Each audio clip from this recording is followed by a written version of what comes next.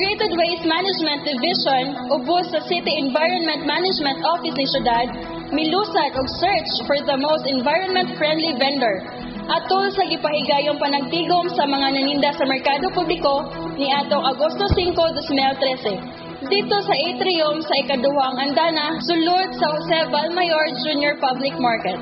Ang mga naninda nga mitambong sa maong panagtigom naglakip sa mga taga-fish ug meat section nga gitambungan usab ni City Government Department Head 1 Maria Stella Mamak, ang pangulo sa Public Market and Slaughterhouse Department, Environment Specialist Arthur Bato Malaki ug mga staff sa Integrated Waste Management Division, Mayet Lumukso, Ana Lugomo ug ang mga kauban. Gipasabot ni Mayet Lumukso ang mga pamaagi sa sumbanan sa maong contest nga mao ang mga mosunod. Ang contest lang lamang sa mga tendera o tendero ug mga karne o isda. Ang iyang pwesto pagabutangan o garatola nga nagpahibalo nga siya partisipante sa maong contest aron mahibaw-an sa mga hurado o makita ang iyang pwesto o mga paninda. Ang pagpahibalo sa midaog pagahimuon matagbuan sugod sa Agosto 1 hangtod Disyembre 20, 2013. Kung adunay winner matagbulan nga adunay pahalipay nga mga grocery items alang sa Setyembre 6, Oktubre 4 ug Nobyembre 8. Ang binulan nga scores pagasumahon alang sa grand winner unya sa Disyembre 23, 2013. Ug tulo ka mananaog ang pilion gawat sa mga inflation prices winners usab. Ang first prize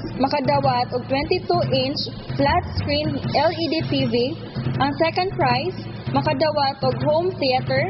Ang third prize usa ka electric stand fan ug ang grocery items nga nagkantidad og tag 500 pesos para sa mga consolation winners. Gipahibalo usab ni Madam Mamak nga bilang pagsugod usab sa No Plastic Day, ang mga nanindahay gidid-an sa paggamit og plastic matag adlaw nga Domingo lang, kung usa ka adlaw sa matag semana. Ang criteria sa search for the most environment-friendly vendor naglakip sa health and sanitation 20%, solid waste management 40%, information education campaign 30%, ug bonus point nga 10%, sa total nga 100%. Ang health and sanitation pagalangkuban sa kalimpyo o kahapsay sa tindahan kung dili basa ang lamesa, tiles, lababo ug salog 10%. Walay baho ang paninda og tindahan 10%. Ang solid waste management mao ang husto nga paggamit sa basura alang sa malata ug dili malata 10%. Ang adunay giandam nga ilis sa plastic nga sudlanan sa mga paninda sama sa bayong, net bags ug uban pa 30%. Ang IEC mao ang pagpahinumdom nga gihimo sa mga tendera ngadto sa mga mamalitay sa dili paggamit og plastic 15% o pagpahinumdom sa mga customer sa mga pwedeng gamiton sa pagpalit ilis sa plastic ug sando bags 15%